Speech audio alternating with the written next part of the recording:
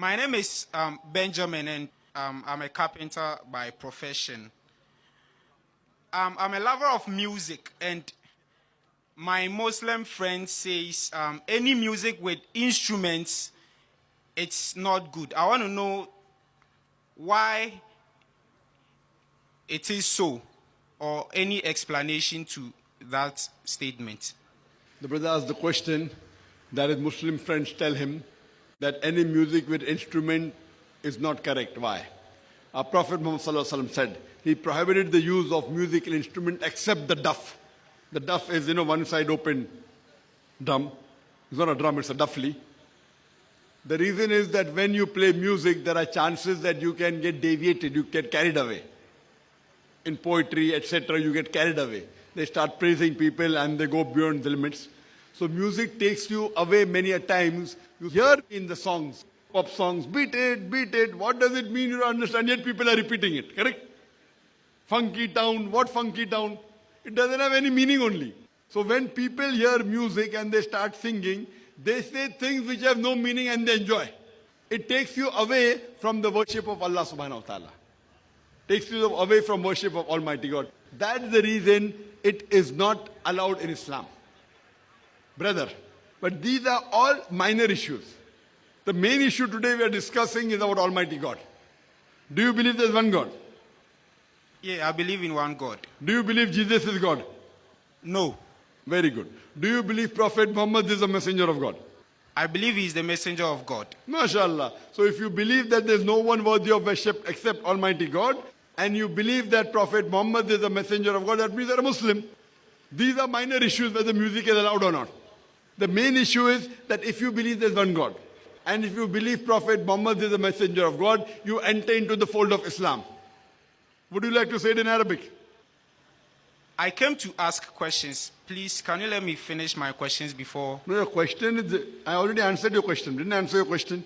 You asked me, why is musical instrument not allowed? I gave you the answer. That's the first question. I have a different... Oh, so you have one more question? Yeah, I have more questions. So I should know that. I cannot read people's mind. Okay. How many questions do you have, brother? Should we... How many more questions do you have? About 4. 4? Yeah. Normally, we ask one question at a time, and for next question, go behind the queue. If it's short questions, I'll take it, otherwise I'll go behind the queue. Yes, brother, what's the next question? Believing Prophet Muhammad is the messenger of God makes you a Muslim. What about believing Jesus Christ is the messenger of God? Very good question. If you believe that Prophet Muhammad is the messenger of God, you become a Muslim. If you believe Jesus is the messenger of God, that also makes you a Muslim.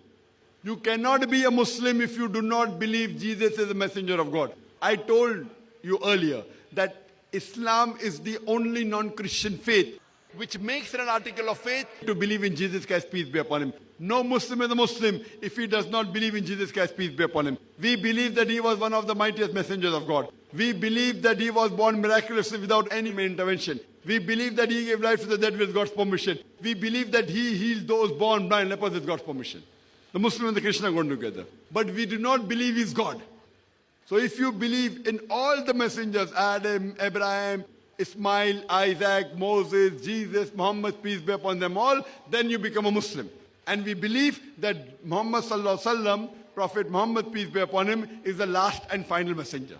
If you believe this and believe in one God, then you become a Muslim. Next 2 questions. Okay. Should I believe in the Bible? Should you believe in the Bible? Yes, as far please. as should you believe in the Bible as the word of God, according to me, Bible is not the word of God. What we Muslims believe is the Injil, the revelation, the Wahi, which was given to Jesus, peace be upon him. But the present Bible is not the original Wahi. It's a corrupted form. All the revelation that came before the last and final revelation, the Quran, the Torah, the Zabur, the Injil, because they were meant for a particular group of people, as I mentioned in my talk, Almighty God did not think it fit to be preserved. It was meant for those people in that time. All these books have been changed. But because Quran is the last and final revelation of Almighty God, it was not revealed only for the Muslims or the Arabs, it was revealed for the whole of humankind. And it's supposed to be followed till eternity. Because of that, Almighty God will preserve this book. It's mentioned in Surah Hijr, chapter number 15, verse number 9, that we have revealed the Quran and we shall guard it from corruption. So this Quran is in the pure, authentic form. The present Bible is a changed form. It contains words of God. It contains words of Prophet. It contains words of historians. It contains pornography. It contains contradictions. It's a mixture. So whatever matches with the Quran, we have no objection in agreeing that part is the word of God. The last question, brother. If you believe the Bible is not the word of God, then why do you quote from? Very good question. If I do not believe the Bible to be the word of God, why do I quote? I quote it because the Christians believe it to be the word of God. For example, the non-Muslim doesn't believe the Quran is the word of God. But because I believe Quran is the word of God, he will point out anything from the Quran I will follow. I will not tell him, why don't you believe Quran is the word of God? Because I believe Quran is the word of God, I have to follow every word, every letter of the Quran. Similarly, I do not believe everything of the Bible to be the word of God, but the Christians believe. Now, because the Christians believe Bible is the word of God, he has to follow every word, every letter of the Bible. As I told you, some portion of the Bible are correct. So I am trying to bring the commonalities between Quran and the Bible. And one commonality is the mention of Prophet Muhammad, peace be upon him. So from the Bible, which I feel is a mixture of correct and wrong things, but the Christian believes everything is correct. So I am proving from that Bible, quoting Deuteronomy chapter 18, verse number 18, Gospel of John chapter 14, verse 6, all these verses, and proving to the Christians who believe that Bible is the word of God, that if you believe in the Bible, you also have to believe in Prophet Muhammad sallallahu alaihi wasallam. And if you believe in Prophet Muhammad, you also have to believe in the Quran. So I am getting him closer to the truth. I am a student of comparative religion. I even quote the Vedas. The Hindus believe Veda is the word of God. And from the Vedas, I get them closer to the Quran. So I hope I've answered all your 4 questions. Or do you have one more question?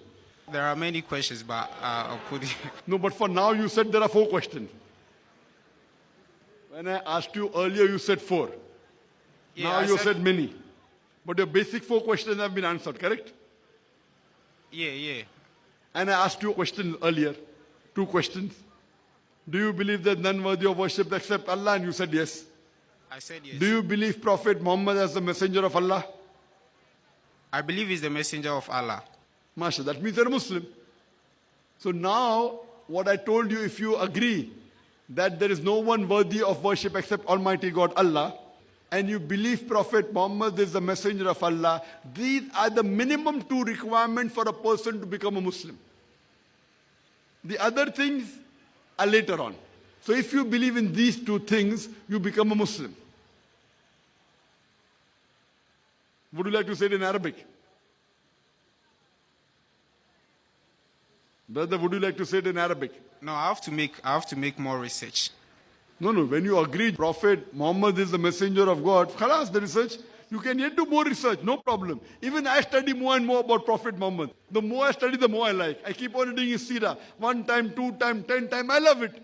I'm not telling you after you become Muslim, you have to stop reading. Yet you have to continue. Even I keep on reading the Quran. The more I read the Quran, the more knowledge I get. Correct? So I'm not telling you to stop reading. But if you agree these are the minimum 2 things required, then if you accept it, the chances of agreeing is more. You say you want to learn English. First you have to take admission into the school. Correct? You can't say I will stay outside and then learn. You have to join. And once you join, you start going regular. If you don't join, then you don't go regular. Then the chances of you learning is less. Correct? Yeah. So would you like to join the religion of Islam? You believe there's one God? You believe Prophet Muhammad is the messenger of God. These are the minimum 2 things. According to me, you're already a Muslim. According to me, you're already a Muslim. So Muslim means one who submits his will to God. If I believe Muhammad is the messenger of God and I believe there is only one God, should I repeat what you say before I become a real Muslim? No, it's not required. Once you believe, you become. It is between you and Allah. It is between you and God. You don't have to say it in public also. You can even hide quietly and follow the religion. No one can stop you. But normally when you proclaim, the chances you will grow in that religion is more. If your life is in danger and you do it hidingly, it's accepted. You don't have to say it in front of the public. It's between you and Allah. I don't have to interfere with it. But normally when you proclaim it, the chances you will grow in it and the practice increases better.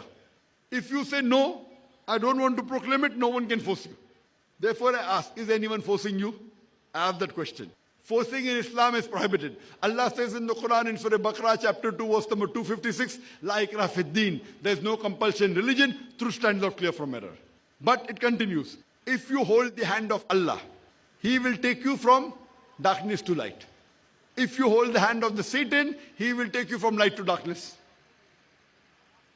But when you say it, there are chances more that other people now will come and give you more information. You will do more research. And the chances of you going to standard 2, 3, 4, 10, graduate, postgraduate is easier. Do you understand? So seeing is not compulsory, it is preferable. Would you like to say it? According to me, you're already a Muslim. Would you like to say it? If you want to say yes. Otherwise, no one can force you. No, I don't want to say it. Okay, but you believe, keep on believing it. You can practice even individually, no problem. I would request you to read more. And if you believe that there is no God but Allah and Prophet Muhammad is a messenger, you become a Muslim. And may Allah grant you good in this world and the Akhirah. May Allah put you in Jannah. Thank you. Thank you, brother. Most welcome.